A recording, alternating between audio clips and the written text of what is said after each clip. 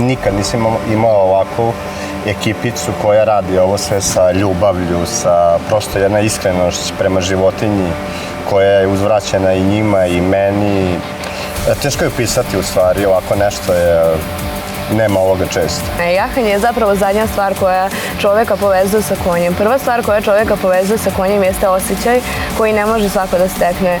Ljudi koji nemaju pristup konjima, nemaju tu slobodu da njima priđu i da sa njima popričaju, zapravo nemaju uopšte osjećaj prema njima.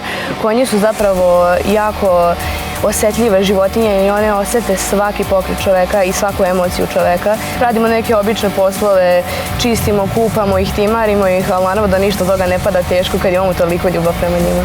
Ja dok ovde nisam došla nisam znala šta je prava ljubav, ali kad sam došla, ovi prelepi konji su mi pružili baš tu ljubav koja mi je bila potrebna da shvatim šta zapravo prava ljubav znači.